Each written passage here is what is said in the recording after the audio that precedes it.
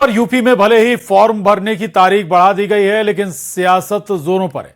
CM योगी ने जहां कार्यकर्ताओं को पूरी ताकत से एसआईआर के काम में जुटने का मंत्र दिया, वहीं अखिलेश के बयान पर सियासी घमासान भी जारी है। अखिलेश के बयान पर मौलाना बरेलवी ने सवाल उठाते हुए अखिलेश पर हिंदू मुसलमान करने का आरोप लगाया।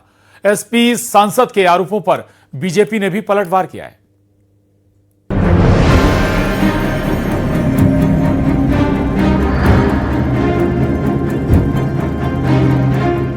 एसआईआर को लेकर यूपी में सियासी पारा हाई है। लखनऊ में सीएम योगी ने कार्यकर्ताओं को बड़ा संदेश दिया कि वो 26 दिसंबर तक जी जान से एसआईआर के फॉर्म भरवाने में लोगों की मदद करें, क्योंकि उनकी ये मेहनत विधानसभा चुनाव में नजर आएगी।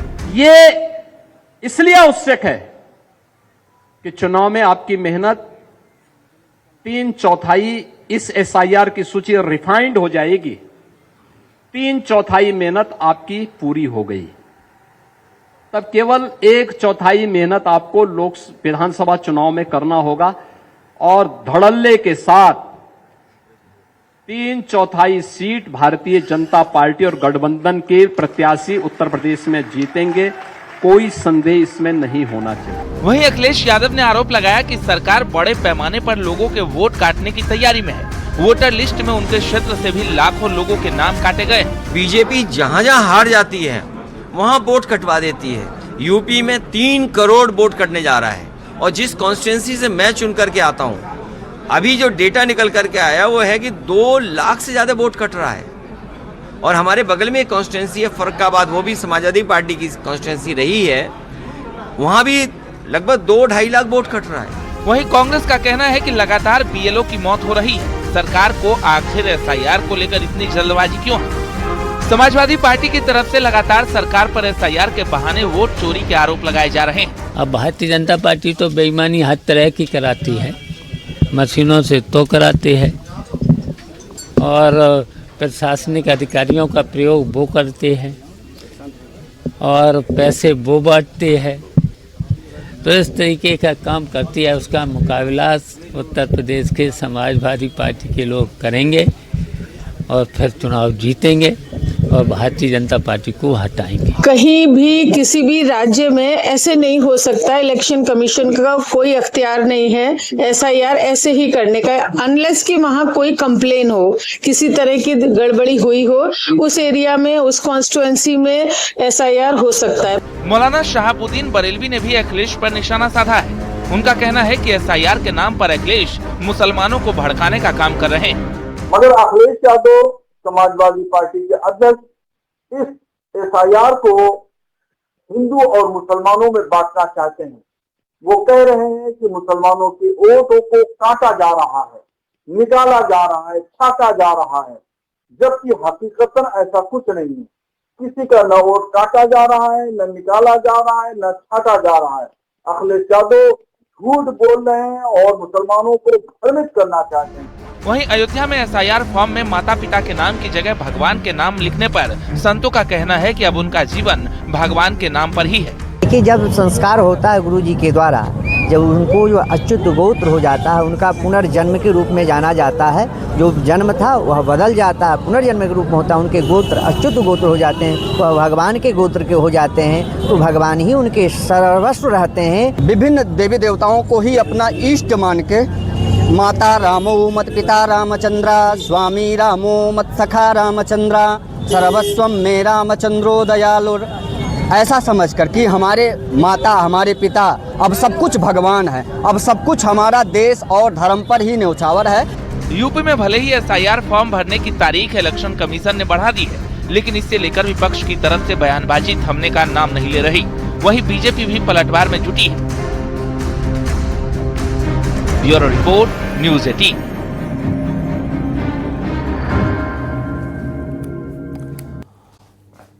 कांग्रेस ने दिल्ली के रामलीला मैदान में कथित वोट चोरी के खिलाफ बड़ी रैली की। कांग्रेस अध्यक्ष मल्लिकार्जुन खड़गे और राहुल गांधी ने केंद्र सरकार को चोरी की सरकार बताया। कांग्रेस की रैली पर बीजेपी ने भी तंज कसाया। बीजेपी का कहना है कि कांग्रेस संसद में तो जवाब नहीं दे पाई, वहां से वॉकआउट कर गई, लेकिन सड़क पर अपनी हताशा और निराशा को कार्यकर्ताओं के उत्साह का नाम दे रही है। रिपोर्ट देखिए।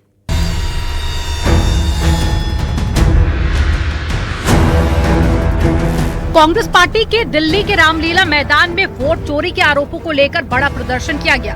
पार्टी का कहना है कि चुनाव प्रक्रिया में गंभीर गड़बड़ियां हो रही हैं और सरकार और चुनाव आयोग की मिलीभगत से लोकतंत्र को कमजोर किया जा रहा है। ये जो सत्य और असत्य की लड़ाई हो रही है, इलेक्शन कमीशन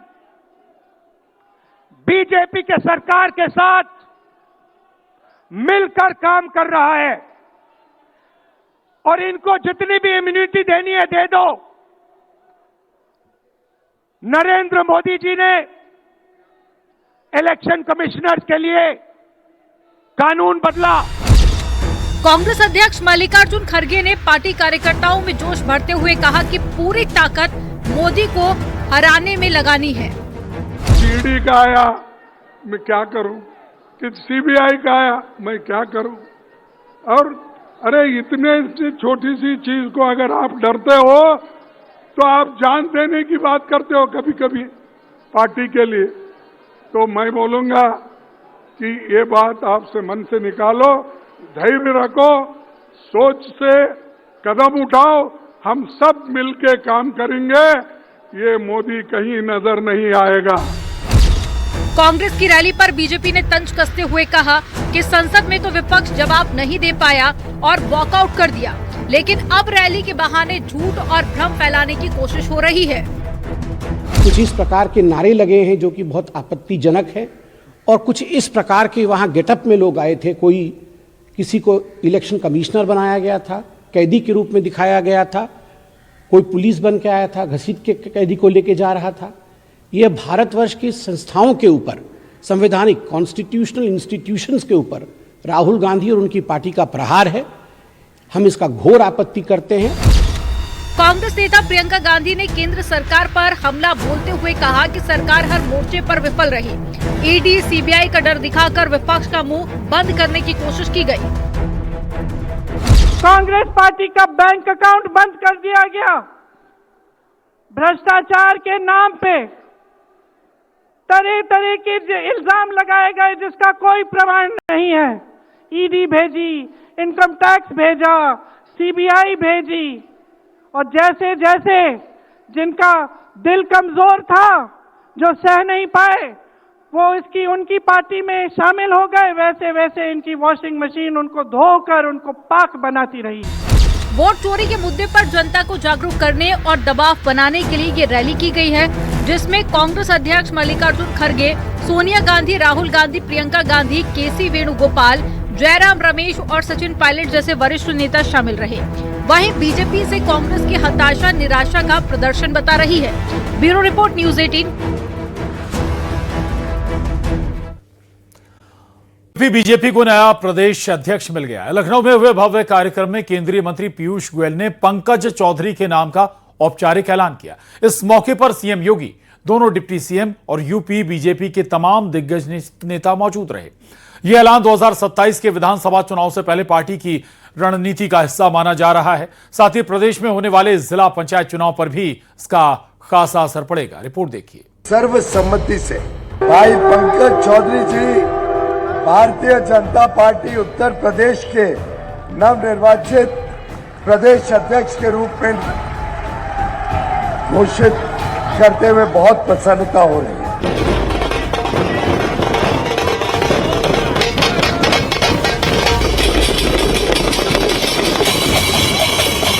यूपी बीजेपी को नया प्रदेश अध्यक्ष मिल गया है। बीजेपी के मंत्री पीयूष गोयल ने पार्टी के नए प्रदेश अध्यक्ष का ऐलान किया।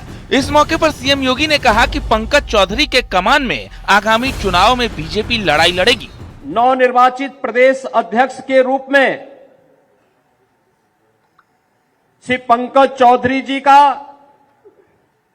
आप सभी कार्यकर्ताओं की ओर से हृदय से स्वागत करता हूं, अभिनंदन करता हूं।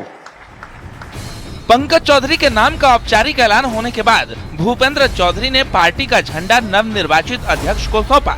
भारतीय जनता पार्टी का अध्यक्ष बनने के लिए शुभकामनाएं देता हूं और निश्चित रूप से मैं उनसे आग्रह करता हूं कि हम सब कार्यकर्ता के नाते उनके नेतृत्व में पार्टी को आगे बढ़ाने के लिए, पार्टी को उत्तर प्रदेश में एक सशक्त भारतीय जनता पार्टी की बनाने की जो यात्रा है, उस संकल्प के साथ जुड़ेंगे।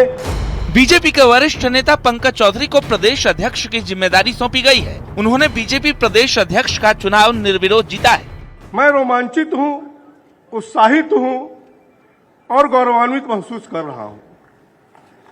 कार्यकर्ताओं के इस महासंगम के अवसर पर कि केंद्रीय नेतृत्व ने मुझे कितनी बड़ी जिम्मेदारी सौंपी है। ये ऐलान 2027 के विधानसभा चुनाव से पहले पार्टी की रणनीति का हिस्सा माना जा रहा है। साथ ही प्रदेश में होने वाले जिला पंचायत चुनाव पर भी इसका खासा असर पड़ेगा। आदरणीय पंकज चौधरी जी के नेतृत्व में 2017 का रिकॉर्ड तोड़ करके 325 से भी अधिक सीटें जीत करके समाजवादी पार्टी के फर्जी पीडीए की धज्जियां उड़ा देने का संकल्प लेकर के आज आप सब यहां से जाएंगे, यह मैं आप सबका आह्वान करूंगा। पंकज चौधरी महाराजगंज लोकसभा सीट से 7 बार सांसद रह चुके हैं। उनकी पूर्वांचल में कुर्मी, ओबीसी, सवर्ण वोटों में मजबूत पकड़ मानी जाती है। वो महाराजगंज से 7 बार सांसद रहे। पूज्य अटल बिहारी वाजपेयी जी के नेतृत्व में जब देश में भारतीय जनता पार्टी की पहली सरकार बनी थी, तब भी आदरणीय पंकज चौधरी जी उनके साथ कंधे से कंधा मिलाकर देश की सबसे बड़ी पंचायत में महाराजगंज का प्रतिनिधित्व कर रहे हैं। यूपी बीजेपी के 17वें अध्यक्ष बने पंकज चौधरी कुर्मी बिरादरी से चौथे अध्यक्ष हैं। इनसे पहले विनय कटियार, ओम प्रकाश सिंह और स्वतंत्र देव सिंह भी इसी बिरादरी से अध्यक्ष रह चुके हैं। Bureau report, news 18।